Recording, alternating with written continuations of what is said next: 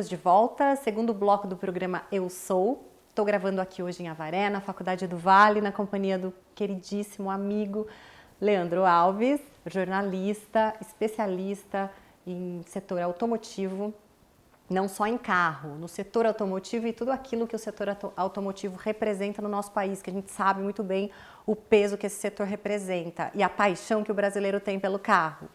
Ele vai tirar várias dúvidas aqui que eu ainda tenho.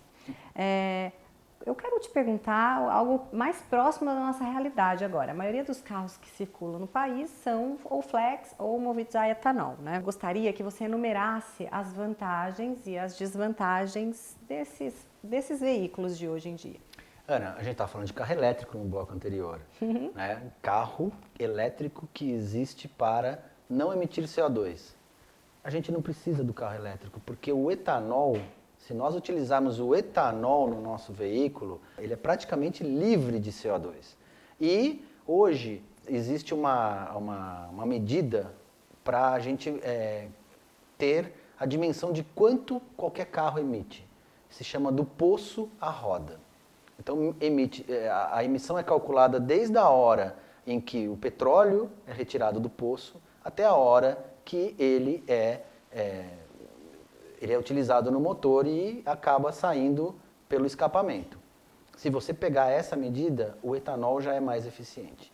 E a motorização, a combustão, ela é super eficiente. Então, hoje, quando a gente fala de CO2, né, só para a gente ficar nesse tema de emissões, porque é muito importante para esclarecer a pessoa que está interessada no carro elétrico. Hoje, as emissões no Brasil, segundo o GHG Protocol, que é o inventário brasileiro de emissões, 32% das emissões é o uso da terra, do total de emissões de CO2 no Brasil. 32% é o uso da terra, é o agronegócio. Mais de 30%, eu não sei quanto, mas de 30% a 35% é desmatamento. E 13% é a mobilidade. Então, tudo que tem roda no Brasil representa 13% das emissões de CO2. É muito baixo esse valor.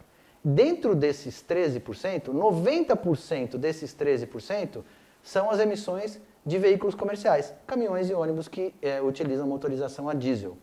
Então, para a gente ter uma dimensão de que o veículo flex, que você pode escolher quanto de gasolina ou quanto de álcool você utiliza, ele é muito eficiente do ponto de vista de emissões. Então, essa é a principal vantagem desse veículo. Essa tecnologia ela está sendo desenvolvida e preparada para ser utilizada em outros países. Por exemplo, a Índia é um grande produtor de etanol e pode comprar tecnologia brasileira feita pelas fabricantes brasileiras de veículos que preparam o motor para usar gasolina ou álcool. Isso se você precisar usar gasolina, porque já existe novamente um motor 100% a álcool. Ele está pronto para ser utilizado no Brasil, mas aí é a mesma questão da infraestrutura para os elétricos. É necessário ter uma combinação perfeita de utilização de etanol em todo o território nacional. Um preço competitivo para estimular todo mundo a usar etanol. Então, na verdade, se a gente está preocupado com as emissões, usa etanol no tanque. É isso que a gente pode fazer e assim, todo brasileiro que tem um veículo pode fazer, porque mais de 98% da frota circulante no país, ela é flex. Isso é uma coisa que o Lê despertou também em mim. Eu tive a oportunidade de ir a um congresso? Foi um seminário. Um seminário da Autodata, que é a empresa que ele trabalha, e lá foram discutidos vários assuntos, um deles o quanto o etanol não polui ou polui menos. E então, desde essa data, eu não abasteci mais gasolina no meu carro, eu só coloco etanol. E, claro, como uma pessoa que acredito tanto que a gente tem o poder de transformar o planeta, né? Inclusive pela minha alimentação, pela minha escolha, que eu sou vegana, todo mundo sabe, eu acho que faria todo sentido eu também começar a abastecer com etanol assim, para contribuir com o planeta. Hoje, né? eu falei da medição do poço à roda, mas hoje o governo brasileiro está desenvolvendo uma lei que se chama MOVER, que vai começar a usar o critério que se chama do berço ao túmulo. E esse é um conceito muito interessante, que é um conceito de economia circular. Então ele pega que é aquilo que a gente conversou também no bloco anterior, referente à matéria-prima do carro elétrico, né? do berço ao túmulo, ele considera as emissões da matéria-prima que é utilizada para produzir o carro. O aço, o minério, a borracha, né? E o túmulo é quando a gente recicla o veículo. Essa é uma coisa que me fascina muito, a economia circular. Assim como para você o veganismo é importante, a economia circular, que também abarca isso, é muito importante. A gente precisa discutir mais sobre isso. Por quê? A gente tem que mudar um pouco essa cultura do consumo das coisas e depois que elas não servem mais pra gente, a gente joga fora. Não. Vamos criar uma cadeia virtuosa para que aquilo, pelo menos a matéria-prima de qualquer produto, de um celular, de um automóvel. Imagina, só o motor tem mais de 3.000 peças. Existem muitos materiais no automóvel. Se a gente cria a economia circular para reciclar e reutilizar todos esses materiais, a gente vai ter um impacto muito menor na natureza. E é isso que a gente quer. Exato, e não existe jogar fora, né, Lê? Exato, jogar fora, fora da onde? Do planeta? Fora da onde? Eu tenho me perguntado muito isso. Cada embalagem que eu jogo fora, eu me pergunto, por que eu não poderia estar usando outro tipo de embalagem que fosse reutilizável, né? É aos poucos e com as nossas próprias atitudes diárias que a gente muda. Porque às vezes a gente exige tanto dos outros, né? Até dos governos e tudo. Mas a gente mesmo pode dar uma mãozinha para o planeta, né? Sem dúvida. Conhecendo um pouco mais. Eu acho que o conhecimento e a comunicação, elas são muito importantes para isso. Para a gente falar um pouquinho de economia circular, para a gente falar da importância das pessoas quererem que isso aconteça. A gente não pode ficar esperando que os governantes, os políticos, os empresários, só eles resolvam os problemas. A gente também é parte da solução. Sem dúvida. E a gente tem que ser parte da solução, né? Porque eu tenho um grande amigo que fala que o mundo é dividido em dois mundos. Os que fazem parte do problema e os que fazem parte da solução. Que eu faça parte da solução, que a gente faça parte da solução. Tamo junto nessa. Tamo junto.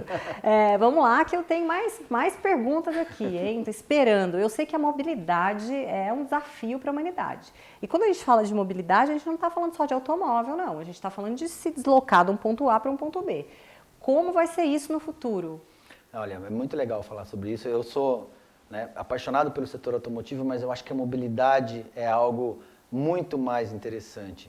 Porque diz respeito à liberdade das pessoas de conhecerem o mundo, de irem para lugares. Mesmo você indo visitar, sei lá, sua família em outro lugar, você pode fazer isso a pé. Né? Aqui em Avaré, por exemplo, eu acho que as pessoas não gostam muito de andar a pé. O que tem de carro na rua me chama muita atenção. Eu fico reparando nos carros andando na cidade. Eu acho que é isso que nós temos que falar também sobre a mobilidade. A mobilidade se trata da gente fazer o percurso que a gente quiser, de um ponto A até um ponto B, como você comentou, de uma forma mais eficiente. Pode ser de bicicleta, pode ser de automóvel, pode ser de moto, mas por que não também não ser de trem? Uma coisa que a gente não tem aqui no Brasil. É um transporte eficiente, um transporte que pode ser limpo, utilizando a energia elétrica limpa que nós temos no Brasil. A gente pode se deslocar, vamos para o Nordeste de avião, mas por que a gente não utiliza um combustível limpo, o SAF, que é um combustível que está sendo desenvolvido para avião limpo? E, lógico, tornando isso acessível para todo mundo. Então, por exemplo, o governo federal, o governo atual, ele tem um objetivo dentro dessa política industrial do mover, que é reduzir em 20% o tempo de mobilidade das pessoas. Esse é um desafio enorme, gente. Porque considerar, por exemplo, em São Paulo, acho que muita gente daqui vai para São Paulo, pelo menos todo mundo com quem eu converso que volta de São Paulo fala, nossa, que esse trânsito não está dando, né? Está muito difícil andar em São Paulo, durante o dia todo, mesmo pela manhã, no fim do dia, no meio do dia. E o objetivo é reduzir em 20% o tempo gasto para o deslocamento. Então, como que nós vamos fazer isso? É justamente incentivando os modais. Em São Paulo dá para andar de bicicleta, galera. Muito de bicicleta. É possível andar de bicicleta em São Paulo. Dá para andar de moto. Eu não gosto muito de andar de moto em São Paulo, é muito perigoso. Mas dá para andar de moto, um deslocamento mais rápido. Né? Podemos usar a malha do metrô. Eu estou falando de São Paulo porque é a maior cidade do país, é onde tem uma infraestrutura maior. Podemos andar de ônibus. Hoje, agora, este ano, em São Paulo, foi feita uma licitação que vai trocar 2.500 ônibus movidos a diesel por ônibus elétricos. Vamos incentivar. Vamos dar gratuidade para as pessoas utilizarem mais o modal ônibus, que é um modal eficiente e pouco utilizado. Então, a gente precisa discutir tudo isso, as pessoas precisam interagir e falar, eu não gosto de andar de bicicleta, eu prefiro andar de ônibus. Então vai andar de ônibus, deixa o carro em casa. O carro você pode utilizar para fazer longos percursos, né? E eu estou falando isso porque realmente aqui em Avaré o que mais me chama a atenção é a utilização do automóvel para ir para lugares, para utilizar para percursos relativamente curtos, dá para ir a pé. E sem contar que em grandes cidades, São Paulo mais uma vez, se você pega o seu carro para ir de um ponto para o outro, provavelmente você vai gastar muito mais, não só tempo, mas também dinheiro, porque qualquer lugar para estacionar o teu carro já é um absurdo. O trânsito também é um absurdo. Então, realmente, a gente tem que repensar nisso tudo e se reinventar para que as pessoas tenham mais vida, né? Porque o que significa 20% de uma pessoa que fica muitas vezes 4, 5 horas por dia no trânsito? Para nós isso está muito longe, porque a gente está numa cidade pequena que pega 2 quarteirões de trânsito e já fica bravo. Agora imagine em São Paulo que a pessoa realmente demora às vezes 5 horas, 6 horas para se locomover e voltar do trabalho. É muita coisa, 20%, né? Eu quero saber agora qual que é a novidade aí, qual é o futuro da tecnologia de propulsão. Bom, a gente começou essa conversa, né, muito agradável. Espero que todo mundo esteja gostando desse bate-papo com a Ana, que eu estou adorando. A gente falou sobre carro elétrico, que é o carro do futuro, mas do presente, né? Agora, o que vem por aí? A gente não vai ter como fugir de uma mobilidade, de uma propulsão totalmente limpa. Então, a célula de combustível é uma tecnologia que já existe desde... A primeira vez que eu vi isso daí foi em 1998, quando eu fui para a Alemanha e eu vi um carro da Mercedes-Benz, a célula de combustível. Então ele faz um processo, ele pega um combustível vegetal, um biocombustível, como o etanol, por exemplo, o biodiesel, e por um processo de eletrólise ele transforma tudo aquilo em energia elétrica. E daquilo ali, aquela energia elétrica que é produzida a partir desse combustível ou de qualquer outra coisa, ela gera força para o motor e o resultado disso no escapamento é água. Então, a célula de combustível é a tecnologia mais promissora, porque ela pode utilizar, por exemplo, o hidrogênio. O hidrogênio é a molécula mais abundante que existe no planeta e no universo. Então, a gente pode captar o hidrogênio, fazer esse processo e utilizar isso e transformar esse hidrogênio em energia para que seja a propulsão do veículo. E tem uma coisa muito interessante acontecendo na USP, agora em São Paulo, é que eles estão desenvolvendo um reformador que vai pegar o etanol e vai transformar em hidrogênio e esse hidrogênio vai ser colocado no carro. Então, é uma tecnologia muito interessante porque a infraestrutura para o etanol já está pronta. Todos os postos de gasolina no país inteiro têm etanol. E você pode utilizar para gerar hidrogênio e para gerar energia elétrica. Isso no Brasil. No Japão já acontece. Já existe um carro da Toyota, o Mirai, que ele é a célula de combustível. E eles utilizam isso de fato. É uma tecnologia 100% limpa. Então, se eu tivesse que apostar, eu apostaria na célula de combustível movida a hidrogênio, porque daí vai realmente acabar essa discussão sobre as emissões de CO2, porque eu costumo brincar, se a gente pegar uma varinha mágica e bater em cima da China e falar, acabou a emissão de CO2 da China, que é o maior emissor do mundo e continua emitindo muito, o problema não acaba. O problema das emissões, do aquecimento global, dos gases de efeito estufa, ele não tem fronteiras. Ele está em volta, ele envolve todos nós. E é muito difícil falar sobre isso porque a gente não enxerga o CO2. A gente só enxerga as catástrofes. Então, a gente precisa, na verdade, ter uma governança global que possa conduzir todos os continentes, todos os países, todas as pessoas a convergirem para uma mobilidade limpa. E eu acho que o hidrogênio pode ser um bom candidato. Legal, boa dica. E a gente fica aqui rezando pela ciência e pela tecnologia, né? A gente nunca deixa de acreditar na ciência.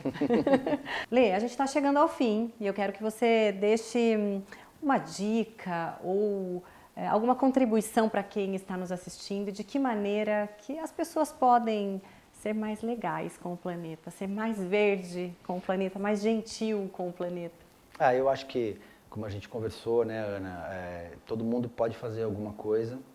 Eu acredito muito na economia circular, que resolve muitos problemas, porque a gente não vai jogar fora o lixo. E aí eu convido as pessoas aqui em Avaré, que é outra coisa que eu estou vivendo aqui, eu voltei a morar em Avaré há 3 anos e além de muitos carros na rua, outra coisa que me chama muita atenção aqui são as sacolinhas plásticas dos supermercados. Até pouco tempo tinha o Pão de Açúcar aqui em Avaré e era o único Pão de Açúcar que eu conheci no Brasil que dava sacolinha para as pessoas, porque o Pão de Açúcar cobra para as pessoas utilizarem a sacolinha. Eu gostaria de convidar as pessoas a pensarem um pouco para onde vai essa sacolinha. O plástico, depois das emissões de CO2, é o maior vilão que existe neste planeta. E a gente precisa se preocupar com isso, porque o plástico está começando a entrar na nossa cadeia alimentar. Né? A gente conversa muito, eu e a Ana. E a gente lê várias matérias, né? E depois debate. A gente compartilha muito conteúdo, isso também é muito legal, é outra dica, eu acho que a gente precisa compartilhar tudo. Mas o plástico, o microplástico que está nos oceanos, ele está contaminando a carne dos peixes. E nós estamos comendo peixes que têm plástico. E o plástico está se colocando no nosso estômago. Então a gente está comendo plástico.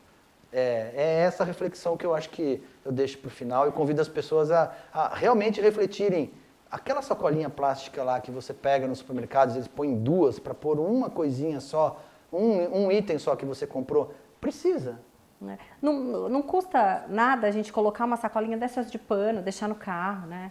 No carro abastecida a etanol. Ai, Lê, foi o máximo, né? Eu já sabia, gente, que ele ia entregar um monte de conteúdo legal pra gente e que eu iria adorar esse bate-papo. Espero que vocês também tenham gostado muito.